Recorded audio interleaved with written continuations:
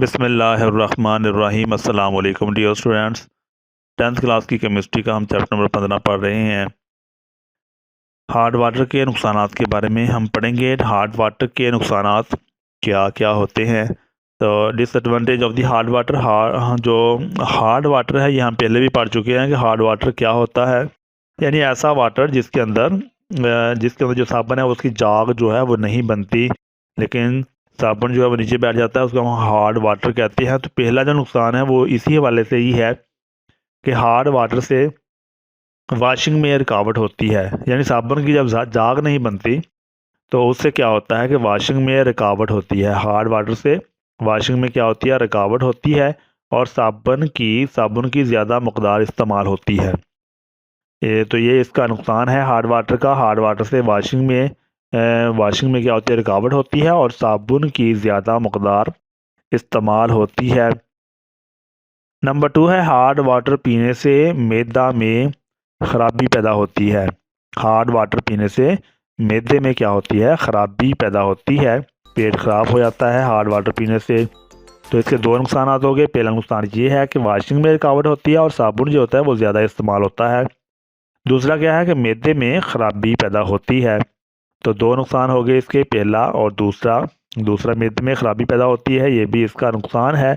तीसरा इसका है हार्ड वाटर स्टीम इंजनों, बॉयलर और टरबाइन्स में इस्तेमाल के लिए नामुनासिब है।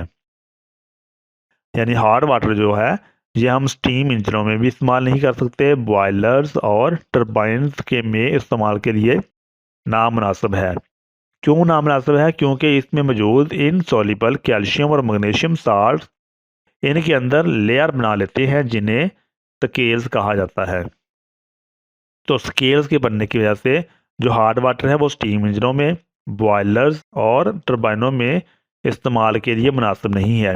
हार्ड वाटर जो है ये स्टीम इंजनों, बॉयलर और टरबाइन्स में इस्तेमाल के लिए नामुनासिब है, क्योंकि इनमें मौजूद इनसॉल्युबल कैल्शियम और मैग्नीशियम साल्ट इनमें मौजूद इनसॉल्युबल कैल्शियम और मैग्नीशियम साल्ट इनके अंदर लेयर बना लेते हैं जिन्हें स्केल्स कहा जाता है। तो ये स्केल की डायग्राम है।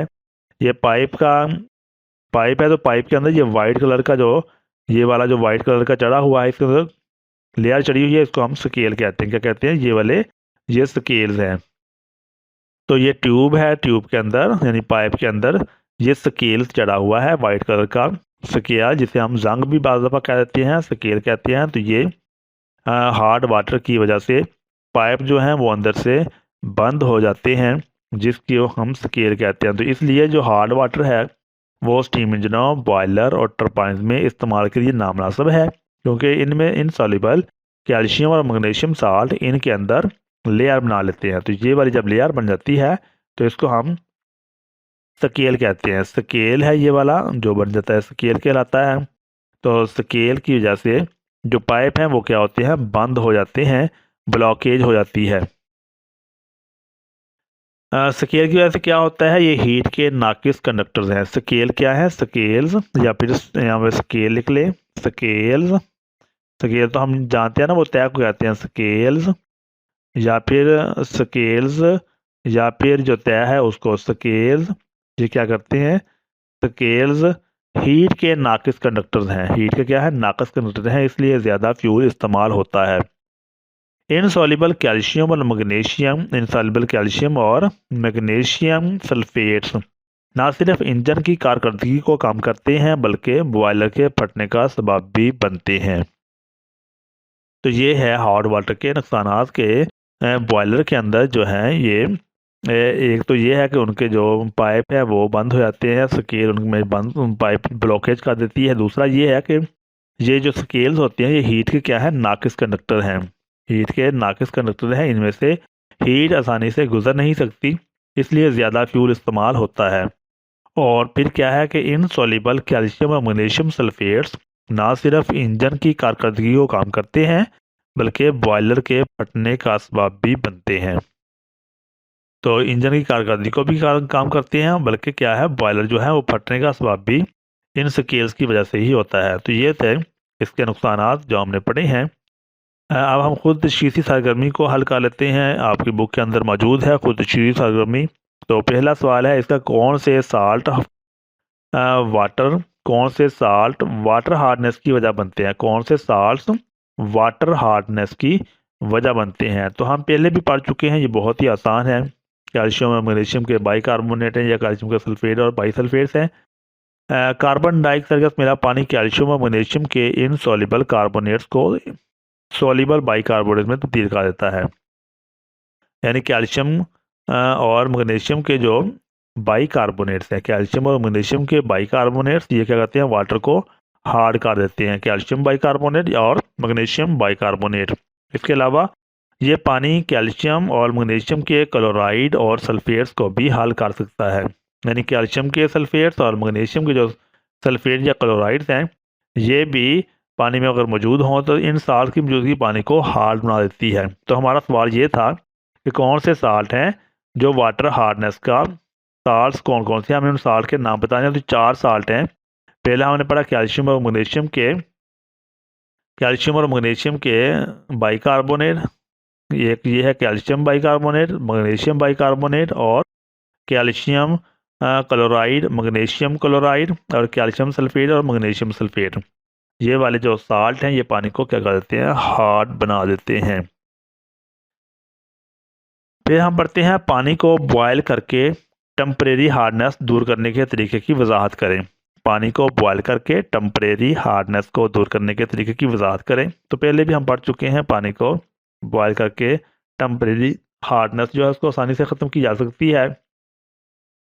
बॉयल करने से कैल्शियम बाइकार्बोनेट जो है वो डिकम्पोज होकर इनसॉल्युबल कैल्शियम कार्बोनेट बनाता है, जिसका सोल्यूशन में रसूब बन जाता है।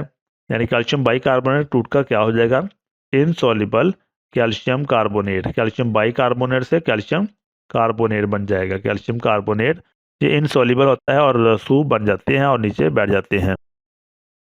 तो ये बहुत ही आसान है कि पानी को जब हम बॉयल करते हैं तो क्या होता है, कैल्शियम बाइकार्बोनेट डिकम्पोज का मतलब है टूटने जाना। ये टूट कर क्या बन जाते हैं, कैल्शियम कार्बोनेट बन जाते हैं और जो इनसॉल्युबल होते हैं और रसूब की शक्ल में नीचे बैठ जाते हैं। तो इस तरह ये बुक के अंदर भी बिल्कुल इसी तरह जवाब है, आप निशान भी लगा सकते हैं। बिल्कुल इसी तरह से ही लिखा हुआ है, बिल्कुल वही वर्डिंग हमने यूज़ की है ताकि स्टूडेंट्स को इसको याद करने में आसानी रहे। अब हम एक और क्वेश्चन पढ़ते हैं, खुदकुशी सरगर्मी का। पानी की परमानेंट हार्डनेस को दूर करने का सही तरीका क्या है? पानी की परमानेंट हार्डनेस को दूर करने का आसान तरीका, दूर करने का जो तरीका है वो क्या है? एक परमानेंट हार्डनेस होती है, टेम्परेरी हार्डनेस होती है। हमने 2 हार्डनेस जो है ये पढ़ी हुई है। अगर आपने ये वीडियो नहीं देखी तो आप प्लेलिस्ट पर जाएंगे और प्लेलिस्ट पर जाकर आप 10th क्लास केमिस्ट्री पर जाकर आप ये वीडियो दोबारा भी देख सकते हैं कि टेम्परेरी हार्डनेस क्या होती है और परमानेंट हार्डनेस क्या होती है। तो पढ़ लेते हैं हम इसको कि परमानेंट हार्डनेस को सिर्फ केमिकल्स के इस्तेमाल से ही ख़त्म किया जा सकता है। परमानेंट हार्डनेस को सिर्फ केमिकल्स के इस्तेमाल से ही ख़त्म किया जा सकता है। मसलन वाशिंग सोडा, Na2CO3 या सोडियम जियोलाइट शामिल करके कैल्शियम और मैग्नीशियम को इनसॉल्युबल साल्ट के तौर पर अलग किया जा सकता है। यानी 2 तरीके हैं कि सिर्फ केमिकल्स के जरिए ही हम अलग कर सकते हैं। जो केमिकल हमने इस्तेमाल करते हैं वो 2 हैं।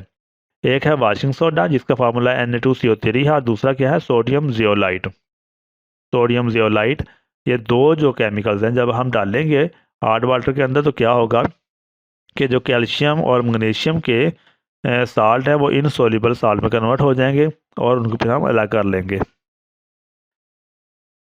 खुदकुशी सरगर्मी का एक और क्वेश्चन है, वो ये है कि Na2CO3 को शामिल करने से पानी की परमानेंट हार्डनेस कैसे दूर होती है?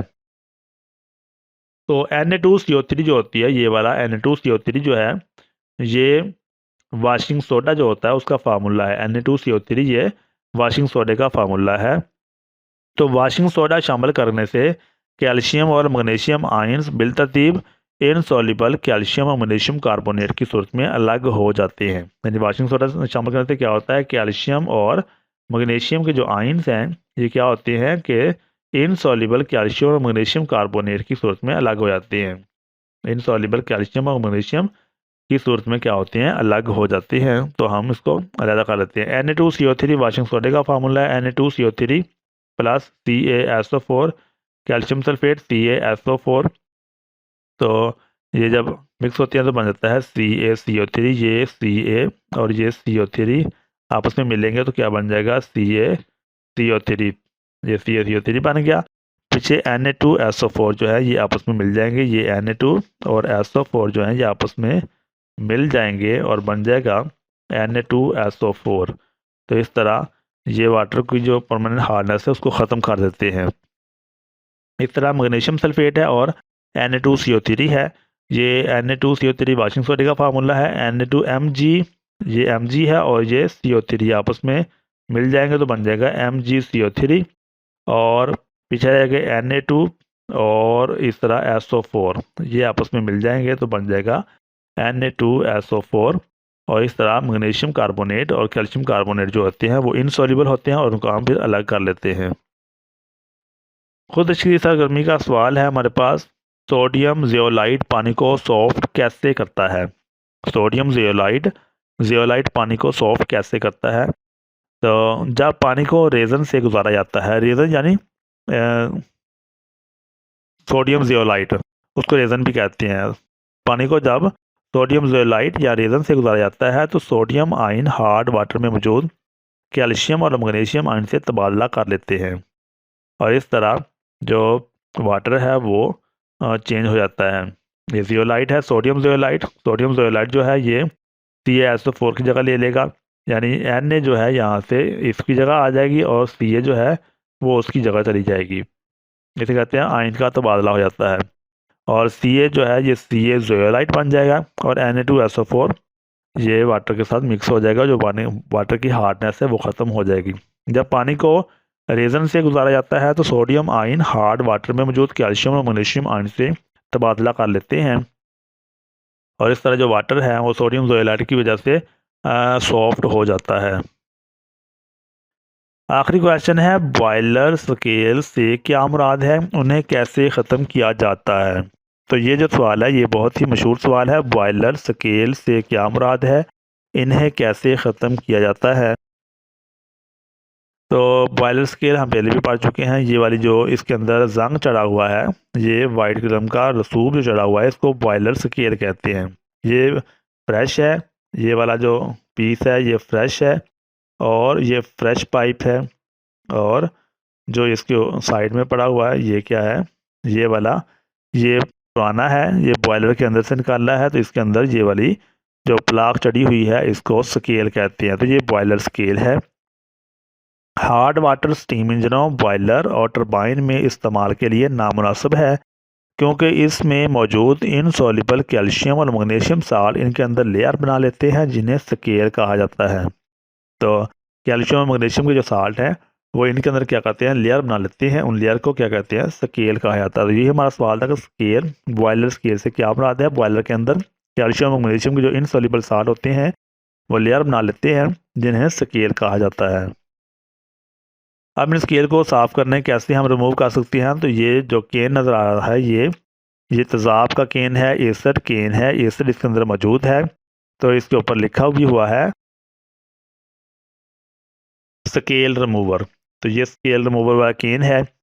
इसमें ये स्केल केन को खोलकर इसके अंदर तेज़ाब इसके अंदर डाल देंगे हम। डालने के बाद जो पाइप हैं उनके अंदर हम इन तेज़ाब को डालेंगे और जब तेज़ाब को पानी के अंदर जब तेज़ाब को हम पाइप में डालेंगे तो ये स्केल्स को रिमूव कर देगा। तो तेज़ाब की मदद से हम स्केल जो है उनको हम रिमूव कर सकते हैं बॉयलर के अंदर से। स्केल्स को हटाना बहुत मुश्किल है और इसलिए आम तौर पर तेज़ाब की सफाई के ज़रिए हटा दिया जाता है। तो तेज़ाब की सफाई जो है उसके ज़रिए हम स्केल को हटा सकते हैं। इसमें हाइड्रोक्लोरिक एसिड और हीटिंग शामिल करके जमाशुदा स्केल्स को तहलील करने और हटाने का तरीका इख्तियार किया जाता है। स्केल्स को क्या है, तेज़ाब की सफाई के ज़रिए ही हटाया जा सकता है। क्या करेंगे, हाइड्रोक्लोरिक एसिड और हीटिंग शामिल करके जमाशुदा स्केल्स को तहलील करने और हटाने का तरीका इख्तियार करके हम स्केल्स की सफाई कर सकते हैं। तो ये था हमारा आज का सबक जिसमें हमने हार्ड वाटर के जो नुकसान हैं वो पढ़े। उम्मीद है कि जो हमने पढ़ा है वो आपको समझ में आ गया होगा। अपना बहुत सारा ख्याल रखिएगा। अल्लाह ताला हम सबका हामी नासर हो। अल्लाह हाफिज़।